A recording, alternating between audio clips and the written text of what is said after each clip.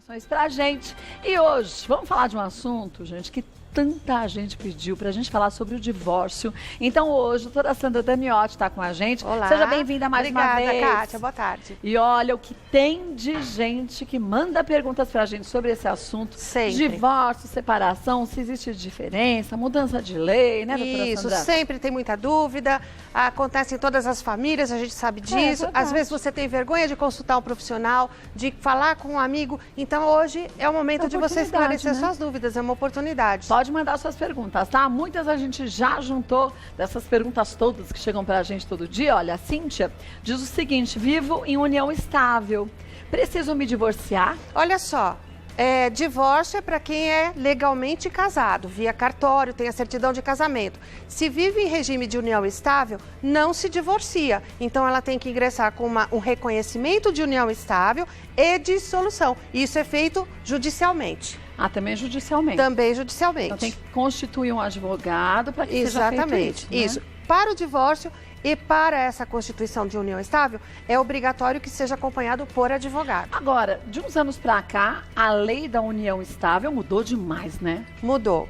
Porque antes tinha aquele prazo que a pessoa tinha que conviver, né? O que é essa convivência? Debaixo do mesmo teto, dependência econômica, dividir as despesas, ter filhos em comum, essa mútua assistência, e tem que ser comprovado tudo isso, né, Kátia? Porque as pessoas às vezes confundem, namoro é namoro, né? Viver junto como se casado fosse ou com intenção de constituir família, quer dizer, as duas pessoas, os filhos, a prole, etc e tal, isso é casamento. E a união estável, ela só se concretiza se tiver essas características. Hoje, já não tem esse prazo, que antes era 5 anos, depois reduziu. Hoje, se tiver a comprovação de que tem essa intenção de formar família, já está caracterizado. Agora, eu estava lendo esses dias que tiveram algumas modificações na união estável. Certo. Que hoje em dia, se a pessoa vive junto, mas assim, você tem o seu dinheiro, eu tenho o meu dinheiro. Sim. A gente não compartilha. Então você compra as coisas para você, uns imóveis para você e eu compro uns para mim. Que isso não depois, na separação, na dissolução dessa união estável, sim, não tem aquela divisão de patrimônio, vamos juntar tudo e dividir meio a meio. É verdade? Tá, vamos explicar então como é que funciona. Porque antigamente, sabe, as coisas estão mudando. O direito tem que ser, assim, dinâmico e vai de acordo com as situações.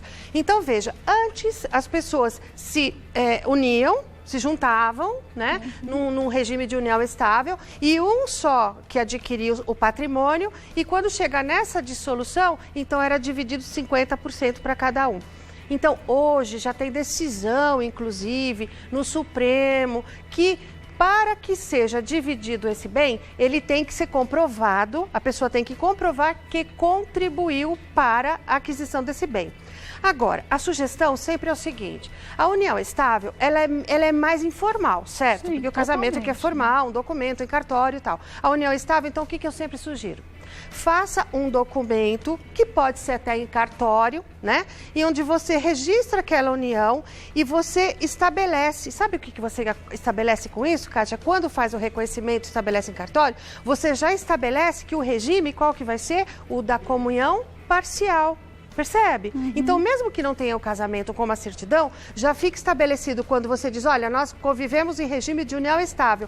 Então, é o mesmo regime para casado ou não. Ou seja, o patrimônio pode ser dividido ou você faz constar no termo que o que você adquirir é seu, o que eu adquirir é meu. E estabelece, inclusive, esta condição desse patrimônio. Quer dizer, a comunhão total de bens. O que é seu, o que é meu, e assim será para sempre. Né? Faça isso, porque para evitar problemas mais tarde. Ninguém quer ter problema, a gente não se une ou casa pensando em separar. Mas as coisas mudam. Sim. Então, às vezes, a gente encontra uma pessoa que vem nos procurar, que você imagina que tá tudo bem, mas de repente tudo muda, o sentimento muda. E sabe, Kátia, o importante é o seguinte, é ser feliz. Eu acho. Né? Então, eu sempre digo, eu fico triste de ver os casais e tudo. É o nosso trabalho? É. Por um lado, eu até fico de ver que às vezes deflagrou a família e tal. Mas por outro lado, você vai tornar a pessoa mais feliz, que ela vai se sentir capaz de criar uma outra situação. Não é bacana? Tem que buscar a sua felicidade. Exatamente. Também, né? Vai ficar amarrado numa situação e ficar infeliz o resto da vida? Ninguém merece. Não merece. Um beijo pra você, Cíntia. Vamos ver mais uma, Alex. Quero saber se posso fazer meu divórcio em cartório. Temos um imóvel e um filho de 10 anos. Podemos decidir a pensão dele também? Então, Pode? nesse caso da nossa colega, também não pode ser em cartório, sabe? Porque cartório é muito mais fácil, tá? Eu vou explicar a diferença. Você leva todos os documentos, tem que estar devidamente acompanhado por um advogado que vai assinar, não tem jeito, mas não pode ter menor envolvido. Então, só se tiver os filhos, eles forem maiores ou não tiver filhos. Então, se há menores, por quê? Porque o Ministério Público sempre vai representar o menor nesses casos. Ele vai perceber o seguinte, na partilha não houve nenhum prejuízo para o menor, então, neste caso, como é em cartório, o Ministério Público não vai participar dessa decisão, só as partes e o advogado. Como tem menor, você vai ter que procurar um advogado, ingressar com uma ação de divórcio judicialmente, tá, Kátia? Tá. E aí vai o Ministério Público obrigatoriamente tem que participar. Outra coisa, não precisa entrar com o divórcio e pedir a pensão. Só se for amigável, você já pede tudo. A guarda, a pensão alimentícia, vez, né? Regulamentação de visitas. Mas, se for litigioso, conselho que eu vou passar. Peça para fazer separado, sabe por quê? Porque um divórcio litigioso pode demorar 1 ano, 2 anos, não se sabe. E a criança pode resolver rápido. Sim, E de repente em 6 meses, 10 meses, resolve. Mas e a criança? Vai ficar sem receber alimentos até os pais decidirem? Ingresse com ação de alimentos, que é o direito do seu filho, e se for o seu também separado, que tem lei própria, regulamentação de visitas, propõe o divórcio, discute os bens e o divórcio pode demorar, mas está sanando a questão dos alimentos, a necessidade básica, né? Então, Alex, faça tudo direitinho conforme Não a dá lei, para fazer viu? em cartório. Vamos ver mais uma. Valquíria, me divorciei e estou com dificuldade para alterar meu nome. O que fazer? O que deve fazer? Já volto. Bom, voltando com a doutora Sandra Daniotti, a Valquíria perguntou o seguinte: me divorciei e estou com dificuldade para alterar meu nome. O que fazer? É tão simples. Quando você se divorcia, vem na peça, voltará a utilizar o nome de solteira. Alguns casos permite que use o nome de casado e tal, mas no caso dela, me parece que foi retirado. O que você tem que fazer? Peça para averbar na certidão de casamento, que é no cartório, é rápido, alguns saem no mesmo dia, em 2 horas ou no dia seguinte. Leve nos departamentos que é de identificação, que é para o RG, que é todos os que você tem, que no nosso caso a OAB, que você tem que levar lá para mudar a sua carteira, tirar o nome, tem que excluir o nome de casado. Porque isso, Kátia, você vai ficar carregando o nome de casado, sendo que você já não tem mais vínculo nenhum com a pessoa. Então não precisa manter. É muito simples, leve a sua certidão autenticada com a averbação e peça administrativamente que os órgãos retirem o nome modifiquem o nome de casado. Identificação RG você tira na hora, Kátia. É tão simples hoje. Tá com dificuldade. Kátia, você acredita que é uma pergunta tão simples, mas muita gente tem dúvida com relação a isso? E tem algumas pessoas que dizem assim, não, mas os meus filhos têm o nome do pai e eu não quero tirar porque eu tenho que ficar justificando para os meus filhos. Ora, entenda, veja só, algumas pessoas se casam e não usam o nome de casado. Isso é uma lei antiga. E outra, antigamente se usava que tinha que usar o nome de casado do marido, porque era aquela coisa que o marido é que administrava tudo. Hoje já não tem mais isso. Então, seus filhos são pessoas independentes que carregam o nome do pai e você não. Às vezes por uma questão até psicológica. Mas é muito simples fazer isso, tá? Tranquilo, né? Vamos ver mais uma. Fátima, quando me casei, já possuí uma casa que foi de doação da minha família. Hoje ela está alugada. Estamos em fase de separação e ele quer 50% da casa. Ele tem direito? Não, não tem. Na verdade, ele não tem direito aos 50% da casa. Por quê, Kátia? Porque ela já trouxe esse imóvel, que foi inclusive doação da família. Então, veja, uma doação não transmite, os bens que você trouxe eventualmente de uma outra separação anterior, os que você já tinha adquirido antes da união, a não ser que você queira que faça parte deste patrimônio. Então, vamos dizer, se essa casa foi melhorada e você utilizou o dinheiro do casal para aumentar o andar de cima, para construir uma edícula, etc. e tal, se você tem as notas disso, então tem direito à retenção dessas modificações, dessa benfeitoria. Mas esse bem não. Agora, se esse aluguel desta casa vem entrando esse dinheiro para o casal, é importante que saiba que deste valor do aluguel, enquanto estiver casado, divide. Se divorciou, se separou, esse aluguel já é só dela. Agora, existe um sistema de união que você coloca o que você tinha, o que eu tinha, o que nós vamos conquistar juntos. É isso que eu disse, tem que colocar, sabe, no papel? E outra, quando você se divorcia ou quando você já traz no seu imposto de renda, nos imóveis, você já tem essa relação. Sim. É importante fazer esse inventário e deixar as coisas claras. Porque casamento e união, que as pessoas têm que entender, hoje, assim, enquanto advogada, eu vejo, é um contrato que ele vai dar certo enquanto ele existir.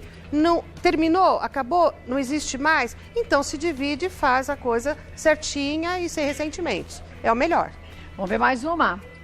Marta, logo que nos casamos, adotamos uma criança e hoje ele tem 7 anos. Agora resolvemos nos divorciar, mesmo divorciada e ele sendo adotivo. Posso pedir pensão alimentícia?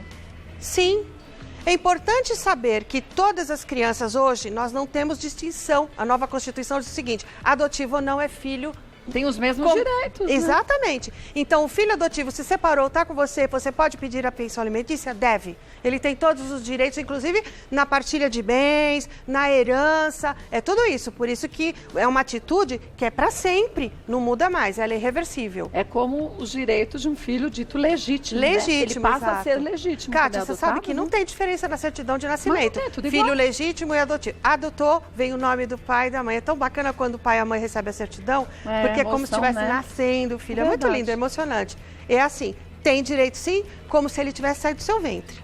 Faz tudo como se fosse filho legítimo. Ainda tem direito à visita ao pai e tudo mais. Isso, Kátia. A família do pai, tudo isso, coisa, exatamente. Né? Não pode ter discriminação. Bom, voltando com a doutora Sandra Daniotti, vamos ver mais uma dúvida que chegou pra gente, da Paula. Fizemos cadastro para adoção há 3 anos, porém 2 meses atrás resolvi me separar. Saí de casa e estávamos no litígio. Ele faleceu. Agora o fórum me ligou para dizer que a criança está liberada para adoção. Gente, quanta coisa! Viu, Kátia? Que virada! Olha, então, mas essa história é uma história bacana e vai esclarecer um monte de gente aí. Veja só, a adoção, ela é um ato personalíssimo. Então, por exemplo, você está casada, vive com alguém, aí você diz, eu quero adotar, mas se o seu companheiro não quiser, ele não vai, você não pode ir lá e falar por ele. Mas eu posso adotar a criança sozinha. Sozinha, exatamente. Mas é um ato personalíssimo, você tem que chegar lá no fórum, vai fazer aquele cadastro, você vai assinar e vai dizer de livre e espontânea vontade que você quer adotar. Muito bem. E isso, como é personalíssimo, é irrenunciável para toda a vida, essa coisa toda, o fórum demora mesmo, faz aquela pesquisa, você viu que eles já estavam fazendo. Aí resolvem se separar. Acontece isso? Acontece. Porque o casal entrou numa situação, sabe? Às vezes tem um filho, quero filho, aquela coisa toda. Bom, o que acontece? Se ele foi lá e há 3 anos atrás ele garantiu que ele queria adotar uma criança, não importa, inclusive tem a adoção pós-mortem, que a gente chama. Morreu o rapaz, o parceiro, mas ele declinou lá no fórum pessoalmente que ele queria adotar. Então essa criança virá para ela, e vai fazer parte como filho e vai participar inclusive da herança, viu? Mas futuramente. Mesmo que eles estavam se separando no litígio? No litígio, por quê? Porque segundo o que ela fala, olha, fizemos o cadastro 3 anos atrás. Estava tudo bem. Estava tudo bem, viu que bacana? Aí resolveu separar e depois de 3 anos o fórum ligou, olha, seu filho está aqui.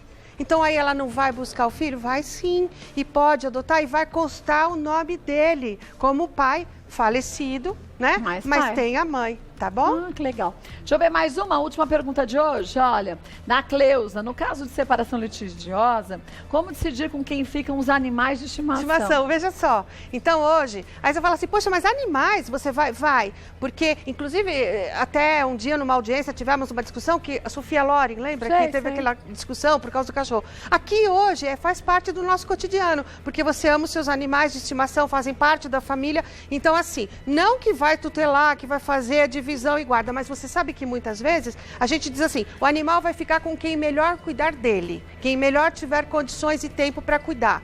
Porém, pode dividir a visita desse animal? É engraçado falar, é meio estranho falar, mas nós já fizemos muitas vezes dizendo o seguinte, olha, eu posso retirar o animalzinho e ficar o final de semana. Você coloca isso, é um acordo entre as partes, né? Então, tutela ou fica com o cachorro aquele que tiver o cachorro ou outro animalzinho que tiver melhor condições de cuidar dele. E se o outro quiser visitar e tudo mais, coloca isso pro juiz e ele decide também, né? Kátia, você sabe que nós tivemos um litígio grande? Tinha um cachorrinho, tipo daquela marca, aquele compridinho. Sei. Então, E aí ficou aquela briga, tal, parece uma coisa de filme, né? A briga, tal, na mesa de audiência, e o juiz disse, olha, eu não vou aceitar mais essa discussão por causa de um cachorro. No fim, ele disse, olha, eu quero ver ele falava o nome do cachorro, era Ralph até. Eu quero ver o Ralph bem e tal, tudo bem. E acabou, falou, olha, eu abro mão para vê-lo bem. O cachorro foi e ficou com ela. Só que ele entrou numa depressão tão grande, você sabe que ele acabou escapando e pegou uma rua num trânsito contramão e foi atropelado. Então, assim, houve uma briga muito grande e o animal acabou sofrendo. Na verdade, a gente acaba amando como se fosse um filho, né, Kátia? Vamos dizer assim, tem pessoas que falam isso. E a gente tem que respeitar. E tem que respeitar, Kátia. Acima de tudo. Isso, porque Kátia. eu acho que isso é o princípio básico, é o Não respeito. é? Eu vi hoje uma propaganda até na Rede Globo da Regina Casé falando disso. Que o princípio de tudo é o respeito. Verdade. E a mais pura realidade. Verdade, Cada Kátia. um tem uma necessidade, um sentimento, a gente tem que respeitar. Eu respeito, viu, Kátia? Chega a pessoa e me diz uma coisa, por mais esdrúxula, é o momento dela, é o que ela tem mais importante naquele momento e a gente tem que respeitar. Tem que respeitar. É por aí.